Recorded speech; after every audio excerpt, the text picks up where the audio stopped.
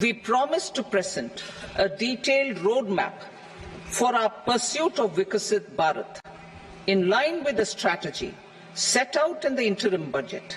This budget envisages sustained efforts on the following 9 priorities for generating ample opportunities for all. Number 1, productivity and resilience in agriculture. Number 2, employment and skilling. Number 3, inclusive human resource development and social justice. 4, manufacturing and services. 5, urban development.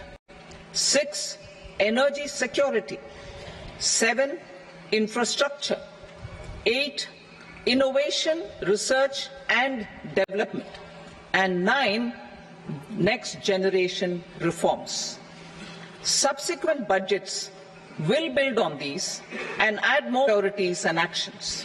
A more detailed formulation will be carried out as part of the economic policy framework about which I will speak later in this speech.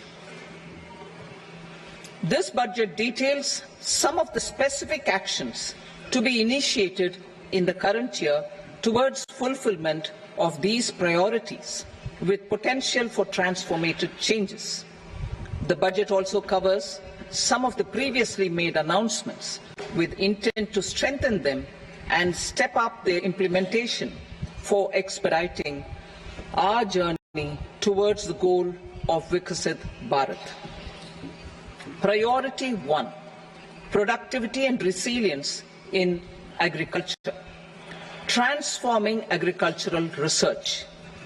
Our government will undertake a comprehensive review of the agricultural research setup to bring the focus on raising productivity and developing climate-resilient varieties. Funding will be provided in challenge mode, including to the private sector. Domain experts, both from the government and outside, will oversee the conduct of such research. Release of new varieties. New 109 high-yielding and climate-resilient varieties of 32 field and horticultural crops will be released for cultivation by farmers. Natural farming. In the next 2 years, 1 crore farmers across the country will be initiated into natural farming, supported by certification and branding. Implementation will be through scientific institutions and willing gram panchayats.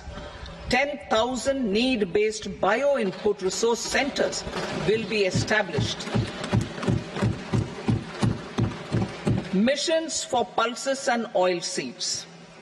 For achieving self-sufficiency in pulses and oil seeds, we will strengthen their production, storage and marketing.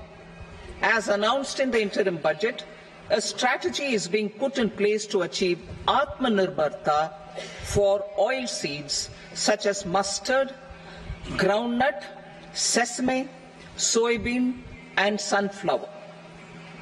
Vegetable production and supply chains. Large-scale clusters for vegetable production will be developed closer to major consumption centers.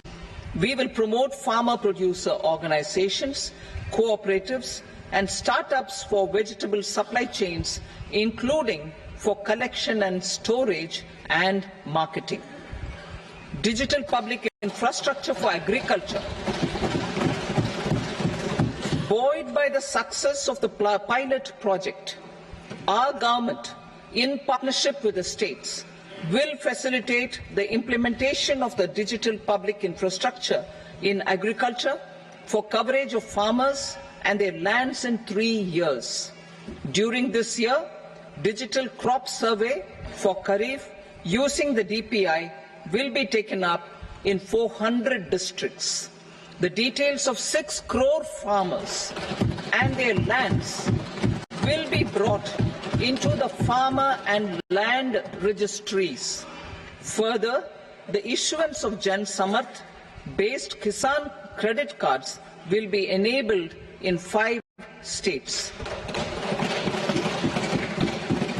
Shrimp production and export.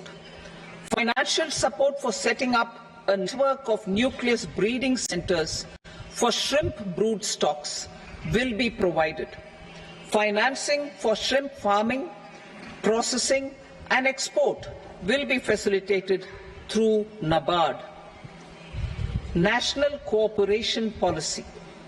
Our government will bring out a national cooperation policy for systematic, orderly and all-round development of the cooperative sector, fast-tracking growth of rural economy and generation of employment opportunities on a large scale will be the policy goal. This year, I have made a provision of 1.52 lakh crore rupees for agriculture and allied sectors.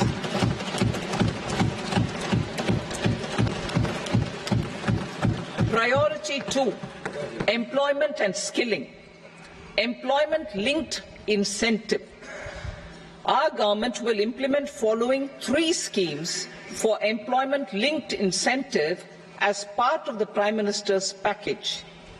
These will be based on enrollment in the EPFO and focus on recognition of first-time employees and support to employees and employers. Scheme A, first-timers. This scheme will provide 1 month wage to all persons newly entering the workforce in all formal sectors.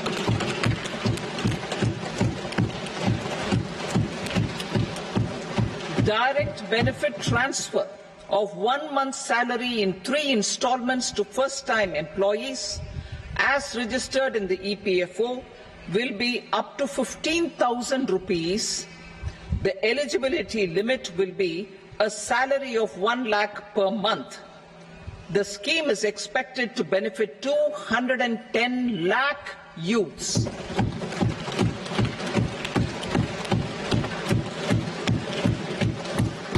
Scheme B, job creation in manufacturing. This scheme will incentivize additional employment in the manufacturing sector linked to the employment of first-time employees. An incentive will be provided at specified scale directly both to the employee and the employer with respect to the EPFO contribution in the first 4 years of employment. The scheme is expected to benefit 30 lakh youth entering employment and their employers.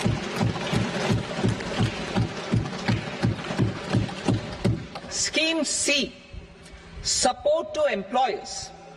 This employer-focused scheme will cover additional employment in all sectors. All additional employment within a salary of 1 lakh rupee per month will be counted.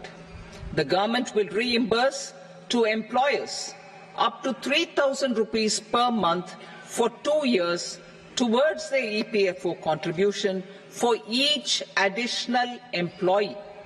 The scheme is expected to incentivize additional employment of 50 lakh persons.